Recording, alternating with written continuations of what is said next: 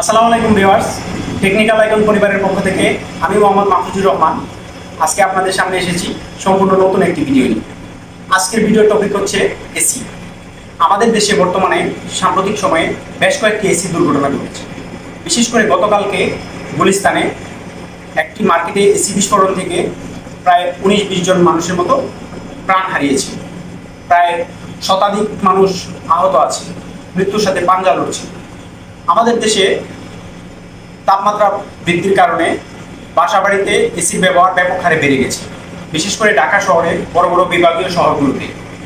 আর ইন্ডাস্ট্রিতেও এসির ব্যবহার হয়েই থাকে, তা আপনারা জানেন। কিন্তু এই এসি বিস্ফোরণ কেন হয়, আমরা কিভাবে সেই বিস্ফোরণ থেকে রক্ষা করব নিজেদেরকে, নিজের পরিবারকে, নিজের বাসাবাড়ি ও ইন্ডাস্ট্রিকে। সো দেরি না করে আজকে আপনাদেরকে আমি বিস্তারিত আলোচনা করছি কিভাবে এসি বিস্ফোরণ হয়, কী কী কারণে হয় এবং তার সমাধান কি। আমাদের দেশে যে এসিগুলো ব্যবহার করা হয় তা বিভিন্ন ধরনের এসি ব্যবহার করা হয়, বিভিন্ন ব্র্যান্ডের, এক এক কোম্পানি। তার মাঝে বর্তমানে স্প্লিট টাইপের এসি, ইনভার্টার টাইপের এসি, অনেক টাইপের এসি আছে। এসব এসি সাধারণত আমরা যে সিলেকশন করি, অনেক ক্ষেত্রে দেখা যায় বাসা বা রুমের ক্যাপাসিটি অনুসারে তা আমরা সিলেকশন করি না। সঠিকভাবে ভালো প্রফেশনালের পরামর্শ না নিয়ে অনেক ক্ষেত্রে আমরা ভুল করে এসি সিলেকশন করি। রুমের ক্যাপাসিটি এসির ক্যাপাসিটি ছোটো হয়, আরও অনেক টেকনিক্যাল ডাটা থাকে সিলেকশনের ক্ষেত্রে, তা আমরা অনেকে জানি না। সো এই দিক থেকে আমাদের ভালো প্রফেশনালের পরামর্শ নিতে হবে।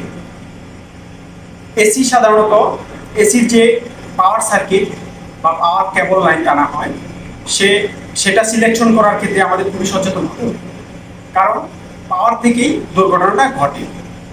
সো পাওয়ার কেবল এবং পাওয়ার সার্কিট ব্রেকার এই দুটো অত্যন্ত গুরুত্বের সহিত আমাদের লোড ক্যালকুলেশন করে সিলেকশন করতে হবে। তাহলে আমরা কোনো অনাকাঙ্ক্ষিত ঘটনা ঘটলে, অতিরিক্ত এম্পিয়ার ফ্লো হলে যেন কেবল ড্যামেজ না হয় এবং ব্রেকার ট্রিপ করে এসিটা পাওয়ার শূন্য করে দেয় এবং কোনো বড় ধরনের দুর্ঘটনা না ঘটতে পারে। এসির কন্ডেন্সারে অনেক সময় দেখা যায় এসি চলতে চলতে ময়লা জমে। এসির কন্ডেন্সারে ময়লা থাকলে হাই টেম্পারেচার ও হাই প্রেশার তৈরি হয়, এতে এসি বিস্ফোরণ হতে পারে। সো এসির কন্ডেন্সার নিয়মিত আমাদেরকে পরিষ্কার রাখতে হবে। এসির ভেতরে পাইপের কোথাও ব্লকেজ হলে অনেক সময় হাই টেম্পারেচার ও হাই প্রেশার তৈরি হয়, কম প্রেশারে হাই প্রেশার তৈরি হয়। এই হাই প্রেশারের কারণে কম্প্রেসার গরম হয়ে ব্লাস্ট হতে পারে। সো আমাদেরকে নিয়মিত বা দীর্ঘদিন এসি বন্ধ থাকলে, বিশেষ করে শীতের পরে আমাদেরকে এসিগুলো একজন প্রফেশনালকে ডেকে, টেকনিশিয়ানকে ডেকে এসিগুলো টেস্ট করে ভালোভাবে চেক করে তারপরে আমরা ব্যবহার করব। সো এই ক্ষেত্রে আমাদের আরও কিছু বিষয় খেয়াল রাখতে হবে। এসির কম্প্রেসারে যেমন রেফ্রিজারেন্ট গ্যাস ব্যবহার করা হয়, বিভিন্ন টাইপের গ্যাস ব্যবহার করা হয়। আমার এসিটা যে টাইপের, তার সাথে যে টাইপের রেফ্রিজারেন্ট ব্যবহার করতে হবে আমাদেরকে সেই দিকটা খেয়াল রাখতে হবে। সেই রেফ্রিজারেন্টেরও আবার একটা লিমিট থাকে, কখনো সেই লিমিটের চেয়ে অধিক প্রেশার বা এর চেয়ে কম প্রেশার, যতটুকু প্রয়োজন তার চেয়ে কম রেফ্রিজারেন্ট থাকলেও এসি বিস্ফোরণ হতে পারে, কম প্রেশার যে কোনো সময় বিস্ফোরণ হতে পারে। সো আমাদের এই দিকটাও খেয়াল রাখতে হবে। এসির কম্প্রেসারে যে রেফ্রিজারেন্ট ব্যবহার করা হয় তা অনেক সময় দেখা যায় দাহ্য গ্যাস থাকে, তাতে সহজেই আগুন ধরে যেতে পারে।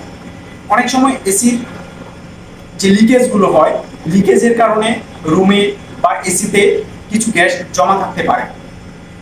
সাপোজ আমরা বাইরে থেকে আসলাম, এসিটা লিকেজ হয়ে আছে, আমরা কেউ জানি না।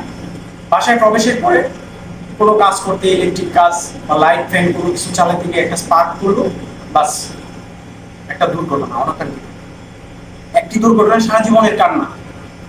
সো আমাদের খুবই সচেতন হতে হবে। এসি কম্প্রেসার ভ্যাকুয়াম করতে হয়। কম্প্রেসারটা ভ্যাকুয়াম না করলে, ভিতরে অক্সিজেন থাকলে বা কোনো ময়েশ্চার থাকলে তা থেকে এসি বিস্ফোরণ হতে পারে। সো আমাদেরকে নিয়মিত এসি ভ্যাকুয়াম করতে হবে। কম্প্রেসারের সঠিক পদ্ধতিতে রেফ্রিজারেন্ট চার্জ করতে হবে। অনেকে আমরা রেফ্রিজারেন্ট কিভাবে চার্জ করতে হয় তা জানি না।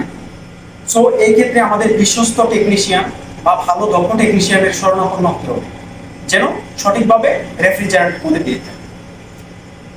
রুমের আকার অনুযায়ী, ভিউয়ার্স আমি শুরুতে এই বিষয়টা বলেছি, রুমের আকার অনুযায়ী আমাদের সবসময় এসিটা সিলেক্ট করতে হবে। তা না হলে কি হবে, এসিটা রুম পর্যাপ্ত পরিমাণে ঠান্ডা করতে পারবে না, যার ফলে কম্প্রেসার কন্টিনিউ চলতেই থাকবে। একটা সময় কম্প্রেসার গরম হয়ে ওভারলোড হয়ে তাপ বিস্ফোরণ হতে পারে। সো এই দিকটা আমাদের খুবই খুবই গুরুত্বের সহিত বিবেচনা করতে হবে এবং এসি সিলেকশনের ক্ষেত্রে এটা আমাদের মাথায় রাখতে হবে যেন আমার রুমের ক্যাপাসিটি আর এসির ক্যাপাসিটি সেম থাকে।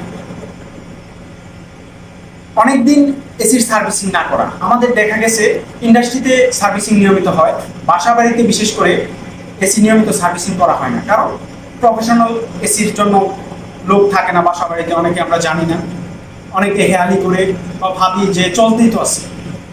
তো আমরা এসি নিয়মিত সার্ভিসিং করি না বা মেনটেনেন্স করি না, এই দিকটা আমাদের খুবই সচেতন হতে হবে।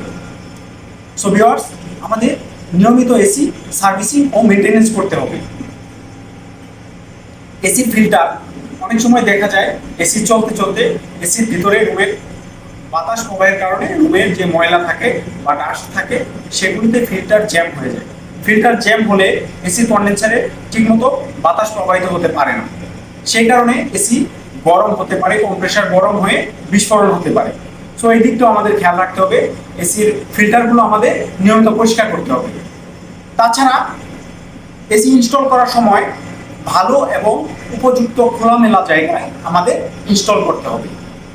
বিশেষ করে এসির আউটডোর, এটা আমাদের কোনো বদ্ধ জায়গায় রাখা যাবে না, খোলামেলা আলো এবং বাতাস প্রবাহিত হতে পারে এরকম স্থানে বসাতে হবে যেন সহজেই এর ভিতরে বাতাস প্রবাহিত হতে পারে এবং কম্প্রেসারটা গরম না হয়, ঠান্ডা থাকে।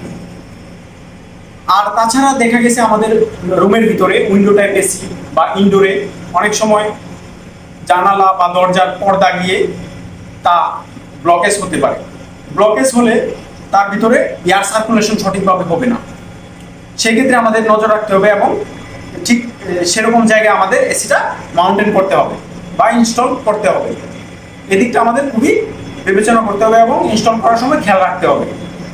সো ভিউয়ার্স, আমাদের এইসব মেনটেনেন্সের দিকটা আমাদের হেয়ালি না করে নিয়মিত মেনটেনেন্স করতে হবে, ডাউন সার্ভিসিং করতে হবে, নির্দিষ্ট সময় পর পর আমাদের এসি সার্ভিসিং করতে হবে।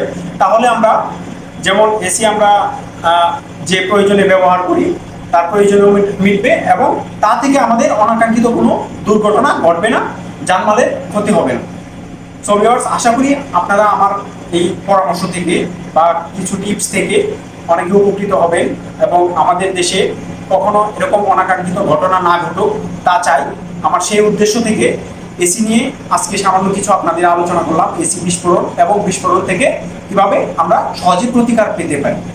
আজকে আপনাদের সামনে আছে, এটা আমাদের কসমোটেক ব্র্যান্ডের একটা ইন্ডাস্ট্রিয়াল কুলিং এয়ার কুলার বা এসি।